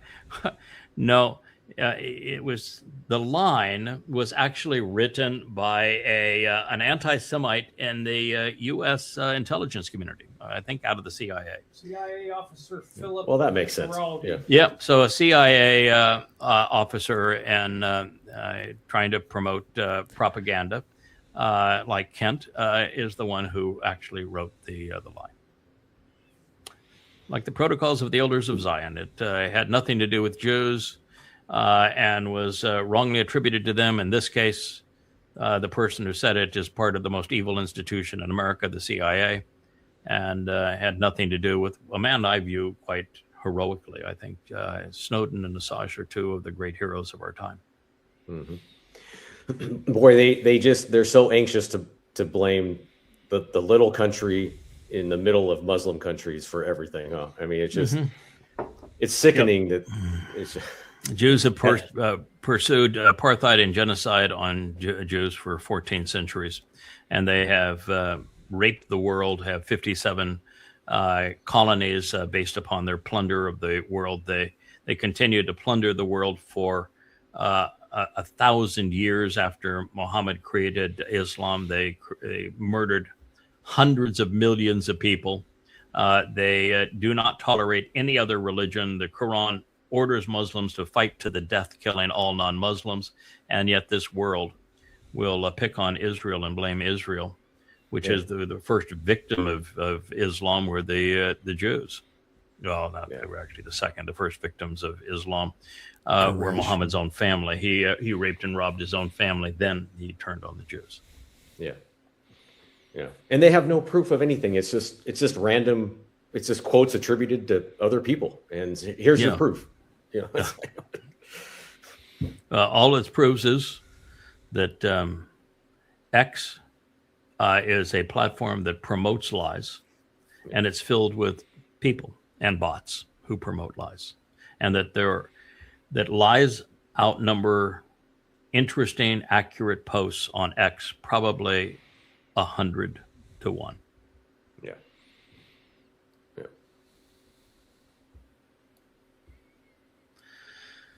All right. So Vivid is amongst my least favorite people. He is the most acclaimed pro-Israel account. I'm very pro-Israel, and that's why I despise him. This remains one of the most powerful videos I've ever seen. IDF soldiers praying before they go to war. God bless our heroes. Oh, yeah. Dear God, help me become a killer. God, let me destroy Gaza all the more so the world hates me all the more. What in the world are you dreaming of? I mean, first of all, don't draw God into this. He is opposed to Israel now. Yes, at one time he chose Israelites, but they didn't choose him back. And then when Israel became prayerful and religious, God says, that's it. We're divorced. You want to go and be religious as opposed to engage in the covenant relationship, then from my point of view, you've cheated on the relationship. I want nothing to do with you. I'm leaving you. I'm going to heaven. I will have nothing to do with you because you're religious. And he says, I'll return when you return to me, but not before. They haven't returned, and they are still religious, which is the same thing as spitting in God's face. So rather than this being a powerful video, what this is an indictment of everything that's wrong with Israel. Yeah, Sorry. Yah made his position very clear in Hosea, right? And they just Yes, no doubt about it. They can't see it. They don't. They're not reading that. They're going to ignore that. You know? Yep, God is the entire Torah is a declaration of how much God hates religion and how religious the children of Israel were, which created a wholly antagonistic 40 years. Yeah. There were no high watermarks. There were only low watermarks. They went from one travesty to another. So if you say you're Jewish and you're Torah observant, all you're going to do is cry. Yeah. Because your people were obnoxious.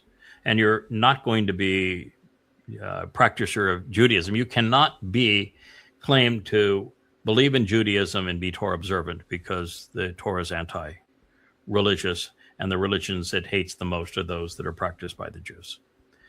So it's just this game that people play. If you're Haredi, you're a complete hypocrite. You're not Torah observant, you're Talmud observant, because the Torah condemns you. Yeah. And by the way, God never once asks anyone to pray to him. Never once asks anyone to worship him. Never once asked anybody to bob their heads up against a stone wall. Yeah. Never once told them to do any of the things that they're doing.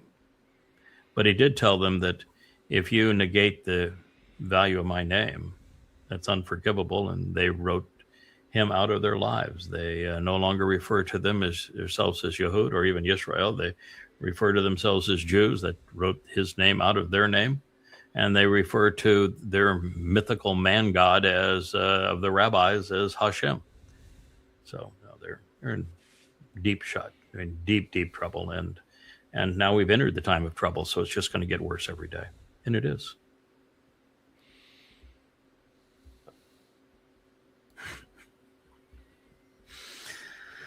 Oh, Matthew 9 makes it clear who Jesus is. Now, let's be real. 80% of the book that bears the name Matthew now was plagiarized from one of three sources. Well, excuse me. 80% of the book that bears the name Matthew is plagiarized from two sources, Mark and Luke.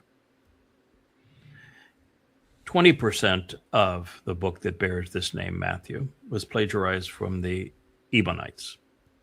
The two things that were plagiarized from the Ebionites are the Sermon on the Mount and the Olivet Discourse, both of which destroy Christianity. They chew Christianity and up and spit it out. And the Ebionites are talked about throughout the Torah. There's no mention of a church, Christianity, Christ, or Jesus anywhere in the Torah prophets, but there sure is a mention of the Ebionites, and they wrote in Hebrew what became the only additions to Mark and Luke that are in this plagiarized book called Matthew. The book claims that of itself that he was the tax collector, and yet that man's name was Lowy, which we now render as Levite. So no, the whole thing's a fraud. And for you to quote that book as if it was a historical eyewitness account that proves anything shows that you don't know that it was written by an imposter right around 100 CE. It was written 70 years after the fact. 70 years after the fact by somebody who wasn't there, who plagiarized 100% of what he had to say. And the two sources he plagiarized from were not eyewitnesses either.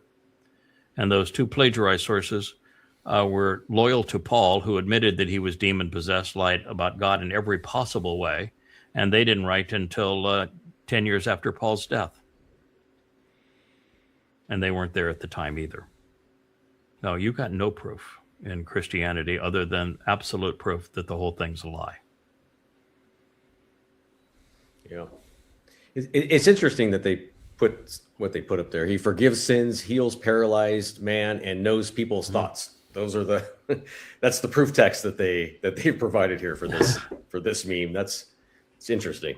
It's pretty pathetic, isn't it? It's what evidence would you, let's just pretend that the book of Matthew was written by somebody that was part of the gang and that was actually there at the time. Just pretend. Totally false, but you could pretend. What proof would you have that he could know people's thoughts? Yeah, right. And if he knew people's thoughts, why did he ask Peter, "Who do you say I am?" Right. Yeah, nothing doesn't make any sense. Yeah, how do you know he forgives sins? How does he forgive sins? Yeah. What evidence do you have that that's true? Yeah. None. And the healing of a paralyzed man, again, what evidence? Yeah. You know, if this was such a big deal and a man who claimed to be God, and by the way, there's no place where gospel Jesus ever claims to be God. If there was a man who claimed to be God, and you won't find it anywhere in the Christian New Testament, it was voted on in the 4th century at the Nicene Council. But if a man who claimed to be God and that performed miracles and walked on water and was crucified by the Romans and then was twinkle-toed and got back up 3 days later and showed himself, and you don't think that the Romans who wrote down everything, they can tell you what the legions had for lunch. Yeah. And you think that there would be not a single eyewitness account written about this, and nothing, not anything written about this until 40 to 60, 70 years thereafter? Right. By people who couldn't even quote God's testimony accurately, who contradicted themselves and each other. I mean, it's just pathetic. They believe it. Yeah. They believe it because they don't know gotta it. believe. If you knew it, you wouldn't believe it. Yeah. Just got to believe, and give me the last 4 years of your W-2 so we can calculate your time. Yeah. Belief takes care of all the problems. As long God as you loves a believe, cheerful giver. You're good. Yes. Yeah. What the hell is going on in this picture? You guys know more about the Christian New Testament than I do. What are they stealing this guy from someplace? No, I mean, what's the story is they had to open up this hole in the roof to get the guy out of his house. If the guy is really paralyzed and he's crippled, then you're going to walk into the house and he's going to walk out of the house. But no, they have to lift him out of the house. There is a miracle here. Anyone believes it. And of course, the person who wrote the first 14 books of the Christian New Testament and had total control over what was written in the next 3, Mark, Luke, and the book of Acts, he claims that he had an encounter with the said Jesus, quotes a line from Dionysus to prove it. Has 3 variations of the account that are not consistent, and he was rendered paralyzed. Right. Mm-hmm. So put that in your pipe and smoke it too, huh? Yeah, the picture's just goofy. I just don't Well, understand. the whole Okay. everything The about whole Christianity story is just goofy. The whole thing is goofy. Yeah. Yeah, there was no Jesus. There was no Mr. Christ. There's no prophecies of a Christ. God's not a man. Men cannot kill God. And there's no eyewitnesses. The whole thing's goofy. Yeah. Kosher. It's time. Let's make history. Finish the job, Mr. President. Go to hell, kosher. Really, go to hell. You were played. America was played. You made a bad situation worse.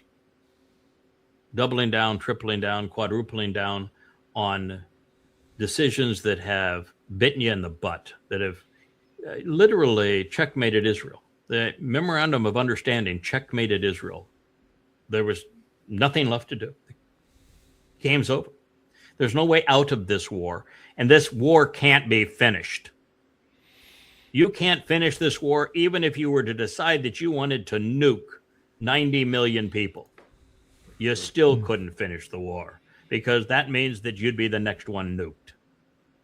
Yep. There is no finishing the job. He ran out of bombs.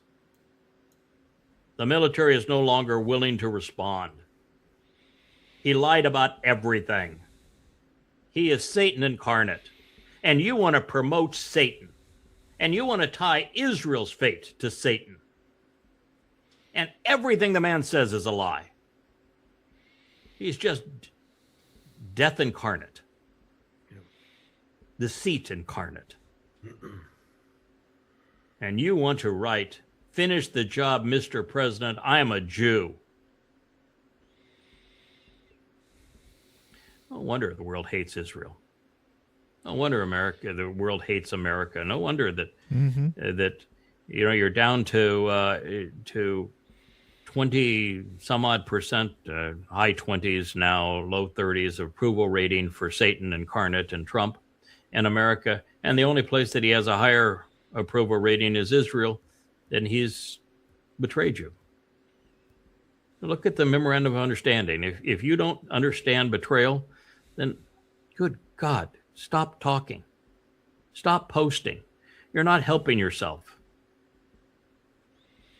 They've deployed the aircraft carriers to the point where one of them's now in a 2 to 3 year potty break. They took the Ford back. It won't see water again for 2 or 3 years to fix the damn toilets and the laundry. Yeah. And they've had 2 others there for no value whatsoever, making the assuring that the strait stays closed and that the cost of ending the war becomes ever more egregious. Yeah. You see, this is what this has become. Pro-Israel becomes, American war machine. This is what happens here. And so now they confuse, supporting Israel or supporting Israelites with American war machine. That's what this propaganda then does, so it's just let's finish the job, which is the new theme of the MAGAs and of Israel. You made a horrendous decision. I'm not telling you that after the fact. I told you that before the fact, that if you went and attacked Iran again, there would be no way out. Yeah. That you'd lose. And there was no chance, there was no way you could win. You were not going to get regime change no matter what you did. You had no possibility. In fact, you were going to exacerbate that problem and make it worse. You were going to galvanize the country around the regime, and by taking out the existing leadership, you were going to impose far more aggressive leadership against you. You were going to turn Iran from a country the world didn't like into the hegemon of the region. I mean, you did everything wrong. And you set up Israel for exactly what Iran now is saying, that Israel, you're going to get yours. We've already got the plan in place. I've read it. It's in the prophets. Yoel presents it. Yahowah presents it. Zechariah presents it. It's all over the prophets. That it's Iran that sends 4 million mujahideen into Israel. And so that's how they're going to finish the job. And what they're going to do is take Israel to the brink of extinction. One of these days, you're going to, a few of you are going to applaud, because there is somebody that's going to finish the job. He's going to kalal. And when he kalal and he finishes the job, it will be to eliminate every military soldier in the world, every religious individual in the world, every practitioner of Judaism, Christianity, and Islam, Hinduism, Marxism, every conspirator, every anti-Semite. 15 million Jews will be reduced to 1,500. That's what's going to happen. And so there is someone who's going to finish the job. He is actually called by God the finisher. But the person that you're applauding, he's Satan. And that same God that's the finisher finishes him too. You have a lot to learn, Kosher. Yep. Shame on you for promoting the opposite of what's true. Yep. And we know his name. It's on the temple, you know? Yes, yeah, you know his name. It's on the temple. Well, the temple's been destroyed, so but it's in the writings. Mm-hmm. You know, you read the Torah, you'll find the Nakar. You read Isaiah, you'll find the Choder. You read the most redeeming story in the whole of the book, and you'll find Boaz. He has more prophecies pursuant to him than anyone else. There are 0 prophecies of a coming Christ. 0. Mm-hmm. And yet there are upwards of 1,000 regarding this individual who's actually going to finish the job. And you're that ignorant of them. And yet the rabbis think a red heifer is going to finish the job. So they're looking for a red heifer right now. A red heifer. Yeah. Yeah. But Well, the pure red heifer. Yeah. Mm-hmm. Yeah. And it's amazing that people are so ignorant. And, you know, I might have been in this category previously too, that they didn't bother to think through how was it possible for them to be the feminine ending, like Adama or Parah, on words that apply to men. But it's throughout. Mm-hmm. So what was it about the ending which is, by the way, depicted as a man standing up and reaching up, that helps us understand why the bull, becomes a parah, or why the Adam, man, becomes an Adamah. What is it that explains that? Because it's always masculine singular that fills all of these roles, even with a title that has the ending. And I can tell you there's 2 aspects of it that became obvious when you just do a very straightforward approach to everything God says. I always want to know why. And then I want to know if there are connections with other things that God has said that explain why. Are they consistent all the way through? Why? So why is the par a parah? How is the ending written in Hebrew? How is it written? That's a question. I'm asking the question. How is it's a simple question. How is how is it written? Hey. Okay. A man upright. Yeah. A man standing up and reaching up and looking up to God. Mm-hmm.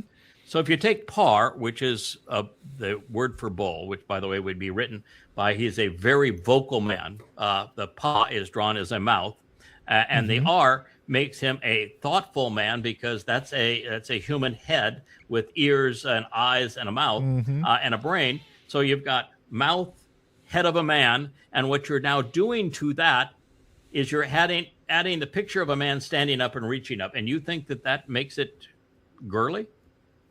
You think that turns that bull into a heifer, as opposed to, I'm trying to tell you something here, fellas. Yeah. It's a man, and it's a man with a damn big mouth and a really big head. So there's a man with a big mouth and a big head who is standing up for me. That's parah. It ain't a girly cow. Right. And with men, are you able to get pregnant and deliver offspring there, Noah? No, it doesn't happen that way. Yep. But a woman can't she? Yes, you can. So if you can combine something that is masculine, which is resolute, strong, and logical, rational, bold, and you can add the concept of productivity to him, you have expanded the capacity of that individual, have you not? You have. That's the other aspect of Adamah and of Towrah and of all of the feminine titles that are associated with masculine individuals. You've made them more productive, and you've identified them as a man. And so that's the answer. It's not a girly cow. And Adamah is Adam's name, and it is written with the first letter being drawn as the head of a bull. And sometimes it can be looked at also as a ram, but the horns and the yoke are strictly bull. And it has a deleth in the middle, which is a doorway. And the mem, which is water, which is the source of life and of purging and cleansing. And so to that, you're adding a person standing up and reaching up, making a stand. So you can call that red if you want to. You can say, okay, bloody red. You still got to convey man, because that's what Adam means. But he's a bloody red man of the earth, which is Adamah, also means earth. So a bloody red man of the earth who is productive because of the ending, who is associated with water. He's the man from the sea. He is the man who purges in the end on Towrah. Bloody red man from the sea who is productive, who's associated with water, who opens the doorway for humankind. And he is a productive bull who happens to be a man too. So yeah, it's all there. You just got to look. You got to care enough to look. You've got to be interested enough to know the truth and to care about the why behind things. Of course, expressing all of that would destroy the rabbi's religion. So that it would. That will never, of course, that will never get expressed. The rabbi's religion, it destroys everything. Every religion. I mean, everybody lies on top of lies on top of lies. Strongs exist to promote the lie. You know, we know these things. So the answer is always the two things God asks us of us: to listen and to observe, so that we can learn. And when we learn, we come to know. And if we make the connections, we ask the why questions, then we can go from knowing to understanding. And once we understand, we're in a position to respond to what God is offering and expects in return. And then we can become a fellow finisher. You know, it was something that was just so profound as we were pursuing Yahowah 10 and 11, the story of the Towrah.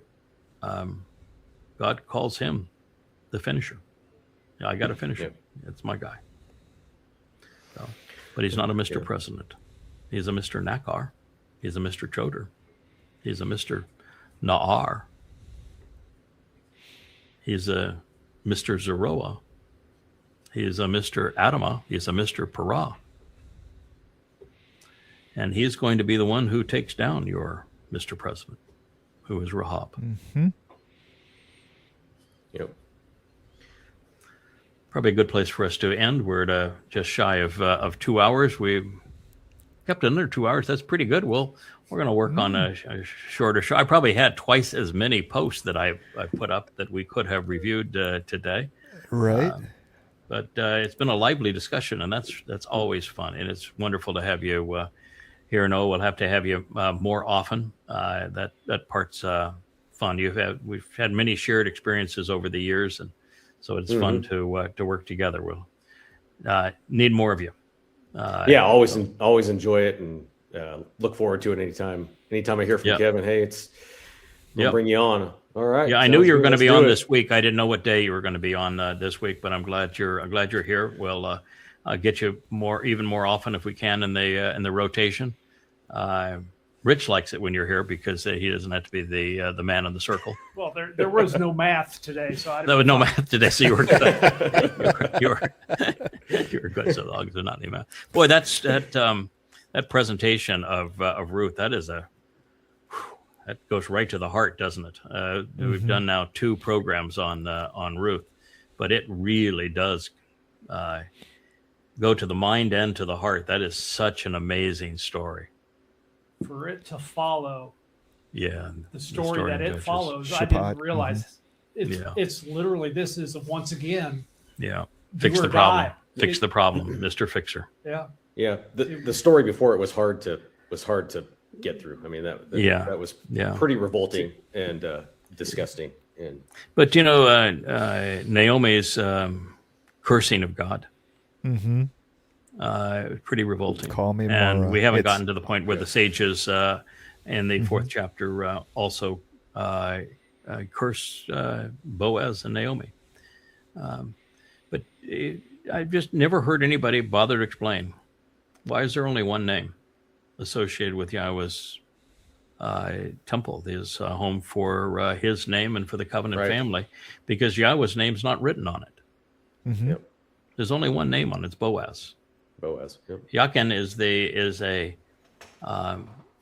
title that is very loosely associated with Dode, but certainly addresses Dode, and Dode's certainly more important than Boaz. But the fact is, there's only one name on it, and why would people not pay attention to what that guy did?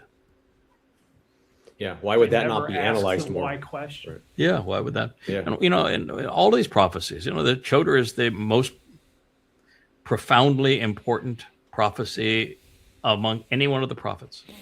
2 entire chapters of Yahowah devoted to it. And he gets the only person in human history to get the 7 spirits of Yahowah. And he is identified all the way through with the very opening prophecy that God gives about the 2 luminaries, and then the next about the role that the 2 trees will play. And yet they can't put it together. And then the Nakar is one of the closing prophecies in the Torah, and talks about the Nakar, the observant foreigner, that he's going to come at a time where the earth reverts back to the conditions of Sodom, and there's going to be a nuclear holocaust. And he's the one guy that's there saying, I can finish this job, and you can be part of that remnant when we're done. And, you're going to get the koshers siding with Trump even to the very end. It really gives you an idea of the kind of man and woman that Yahweh appreciates, that he wants to work with, that he loves. Yes. That story of Boaz and Ruth really gives you an idea of the man and woman that he likes to work with. The kind of personalities that he enjoys working with, that he finds productive to get the job done. He only found 5 of them until this very end. And this very end, it takes a family to get this what we're up against now. It takes a family, and so he's augmented 2 of those personalities to bring the 3rd back to prominence, but in conjunction with the family, because that's what it takes to get this job done at this point. Yeah, that's the job. All these Christians. That's the job we're going to finish, and the job we're going to finish is we're going to deliver a mortal remnant to Yahowah and to Dode that's crediting us with more than we should be credited with, because it's Yahowah that scours the world to bring the mortal remnant in. But we are the people that he is working with at that time to get that job done. And we are also the people that eliminate all of the human hostilities to them, while Yahowah purges the earth and returns it to the garden. So we are collaborators with him. But at this point, he's the driving force of what we do. He just happens to like working through people, and he likes giving credit. So we have to be honest, though. He's the one that will make this happen. But we will be a flaming sword. We're gonna.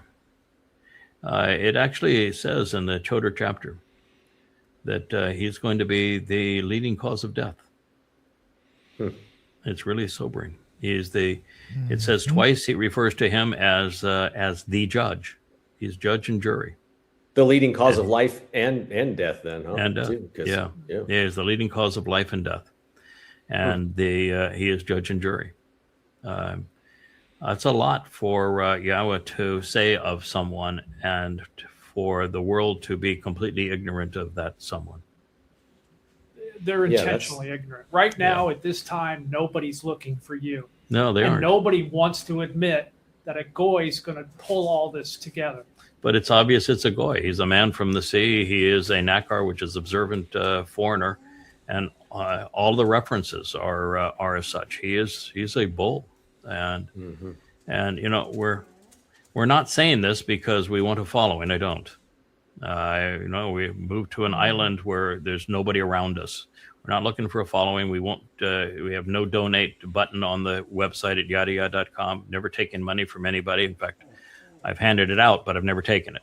And there's no loyalty oaths or anything else. You come at your pleasure based upon the revelations of God's testimony, or not, and you can leave it any time with go your way. But the job's tough. I mean, the job's really tough. This role that I play as the Adam of Parah, you get slaughtered.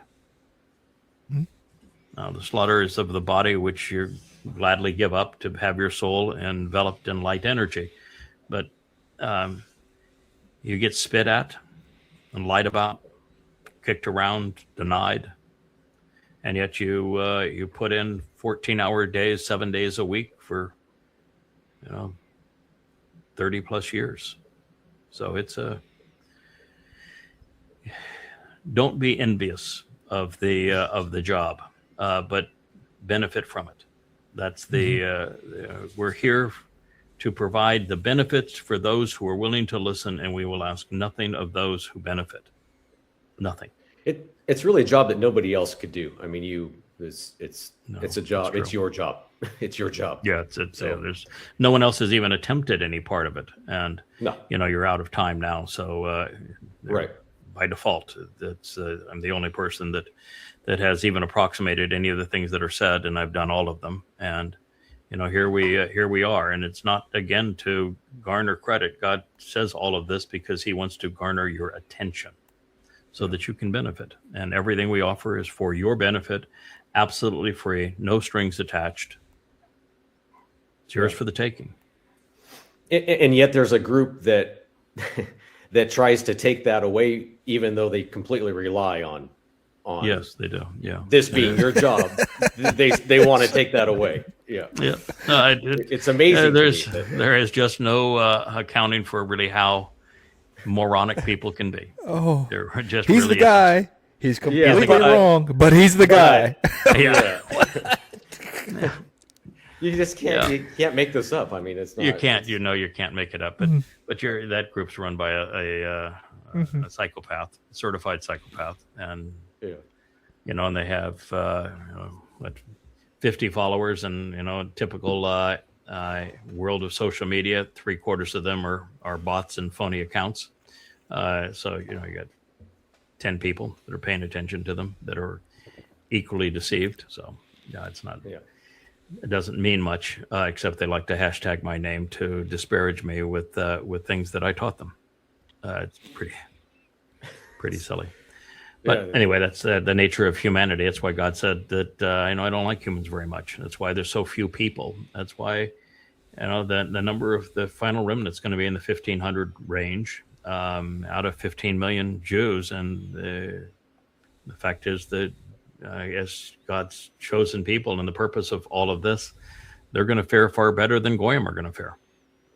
So it's going to be a tough 7 years to get her done, but we will finish the job. You can be assured of that. Most people aren't going to like the job we do. Mm-hmm. But so long as God does, that's okay. All right.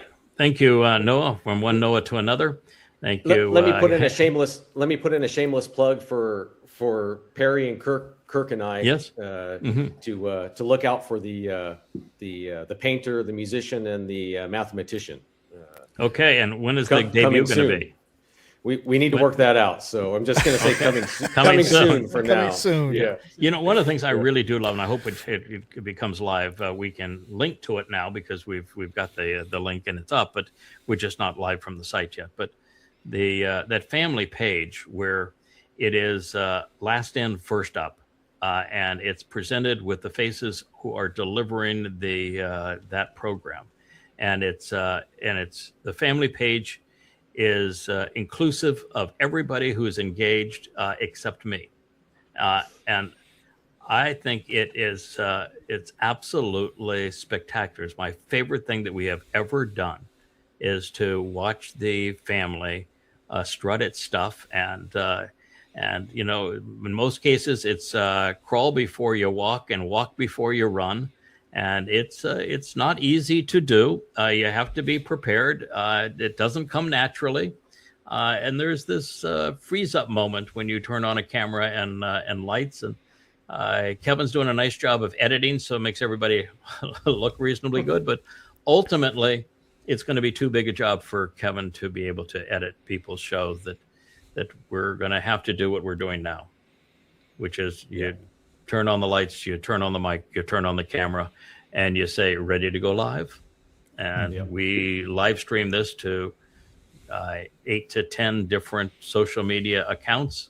And we don't look back, and we have never edited a single moment of any show. It's as real as it gets. Yeah.